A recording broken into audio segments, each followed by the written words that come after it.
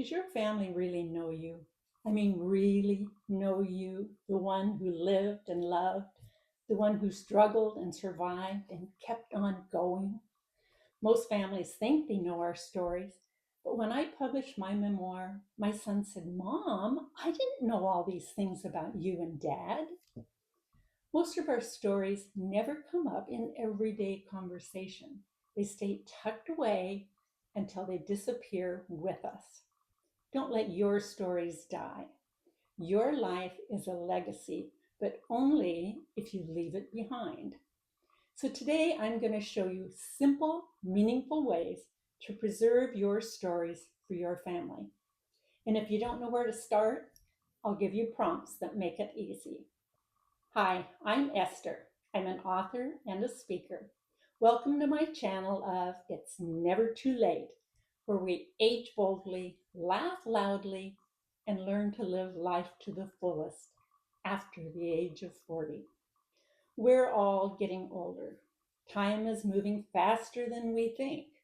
And whether you believe it or not, you have stories worth saving. Maya Angelou said, "There is no greater agony than bearing an untold story inside you." Your family doesn't know half of what shaped you, not because they don't care, but because life gets busy and we never find the opportunity to share most of our stories with them. That's why writing them down matters. You might think, nobody wants to read about my life, but trust me, one day they will treasure every word. You don't have to publish a book like I did. I took that route because once I started writing, I realized a lot of people could possibly benefit from my lessons. So my story began to take the form of a book for those struggling with similar issues that I had. You can take a more informal route. I'll cover ways that you can get started later in the video. Some options are scrapbook style with short stories. This doesn't have to follow any chronological format at all. You can write the stories as you think of them. Each story can be a separate chapter. Include photographs so they can visualize what was happening, why it was happening, and tell how you felt about that particular event.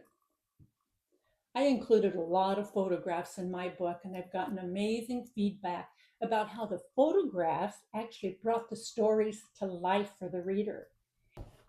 To get started, create a simple, rough timeline from childhood up to today. Don't overthink it, just write it down, getting it on paper. List the major events, the moves, the jobs, the relationships, losses, or victories. Write one paragraph for each event that had special meaning, and then expand on it later. Write about special childhood memories, your first love, your childbearing days, and your children growing up. Be sure to include how those events felt to you. Write about the grandchildren arriving and how that felt, the excitement you felt. About retirement years, did you look forward to it or did you dread it? Maybe even your thoughts about aging. If you're unable to type all of the stories yourself, maybe you can record them and ask somebody else to type them for you. And then print the stories and put them in a nice binder. Another option would be record yourself telling your stories. Unfortunately, that option would not include photographs. If you want to be more formal, you can publish your book like I did. No matter what option you consider, you might be saying, "But I'm not a writer." But neither was I. I don't even read very much. I became a student of the University of YouTube. I spent hours and hours watching how to write videos on YouTube. But you don't have to even do that. You don't have to take a writing workshop. You don't need any fancy words. You don't need perfect grammar. You just need to write in your voice. There's several formats for writing, and I'll briefly explain those. There's the autobiography. That's a story from your birth till now. That could get a little dull. Most people don't want to hear every detail from the day you were born until today. Instead, pick the best stories from the timeline that you made. Write about those highlighted events in your life. Use descriptive words when you write. The saying in writing is show, don't tell. It is much more interesting to read a story that flows like you're watching a movie, where they can visualize what is happening. As an example, I could say, he was angry, and that's telling you.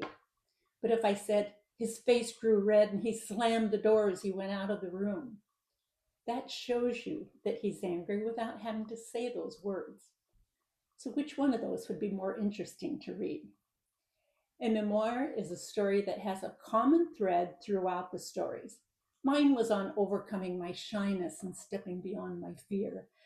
I told many stories in my memoir, but in all the stories, you could see my shy personality begin to fade and being replaced by the confidence that I gained. Then, as I mentioned before, you can write a chapter of short stories, one chapter after another. Keep in mind, your family may not read your manuscript, I'll call it at this point, right away. They may have good intentions, but life gets busy. And they may not even read it until you're gone. But when they do, like I said, they will treasure every word. So spend some of your retirement time to leave a legacy for them to enjoy. They will be glad that you did.